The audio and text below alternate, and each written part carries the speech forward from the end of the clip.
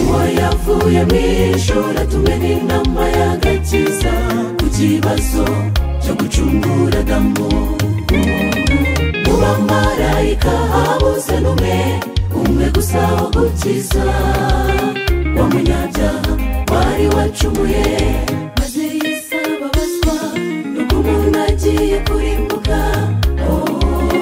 Ati nzamucungura, aramanuka avugira mu umuntu wacumuye nyamara wari uwera. Inuka umunyabyaha ku bwanjye nawe nshuti, mbega birababaje.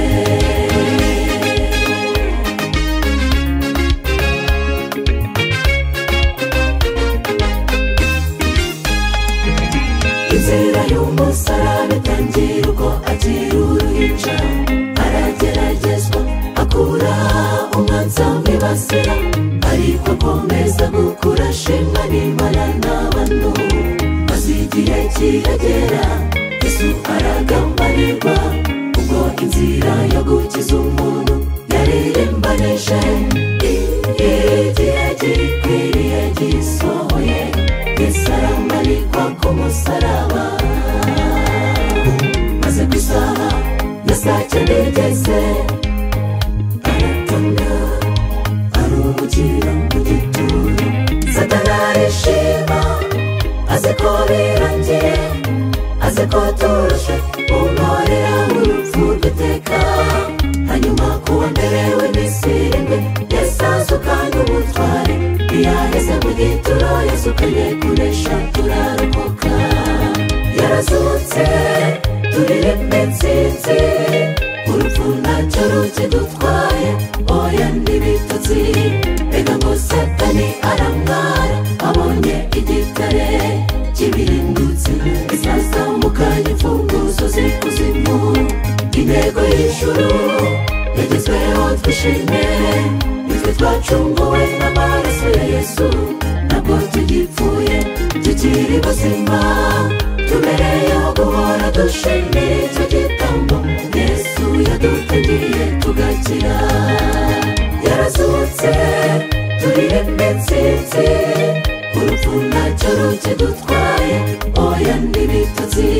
Mbega ngo Satani aramwara abonye igitare kibirindutse, izazamukanye imfunguzo z'ikuzimu.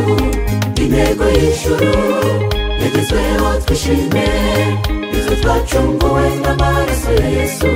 Ntabwo tugipfuye tukiri bazima, tubereyeho guhora dushimira icyo gitambo Yesu yadutangiye tugakira.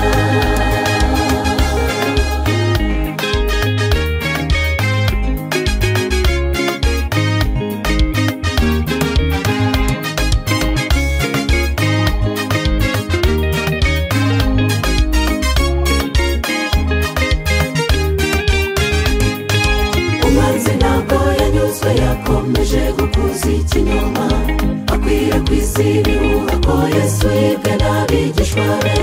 Ariko Yesu yari yasohotse mu gituro ari muzima, yiyereka abigishwa be ati nahawe ubutware. Maze barikanga bagira ngo n'umuzimu babonye, maze mu kanya gato Yesu arazamurwa, bagiye kudutegurira heza tuzaba. Icyo wizera Yesu naho yapfa azazuka, ntabwo bwo gutinya urupfu. Yarapfuye turakizwa, yarazutse tuzazurwa. Ibyo ni byo byiringiro by'abizera Yesu by'ukuri.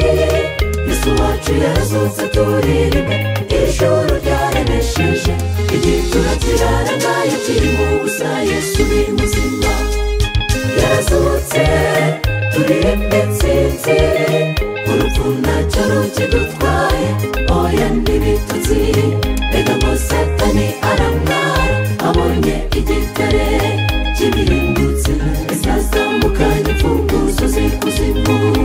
intego y'ijuru yagezweho twishime izo twacunguwe n'amaraso ya Yesu ntabwo tugipfuye tukiri bazima tubereyeho guhora dushimira icyo gitambo Yesu yadutegeye tugakira yarazutse turirimba intsinzi urupfu ntacyo rukidutwaye oya n'ibitotsi reka ngo Satani aramwara abonye igitare kibirindutse bizazamukana imfunguzo z'ikuzimu intego y'ijuru yagezweho twishime izo twacunguwe n'amaraso ya Yesu ntabwo tugipfuye tukiri bazima tubereyeho guhora dushimira icyo gitambo Yesu yadutegeye tugakira tukiri bazima tubereyeho guhora dushimira icyo gitambo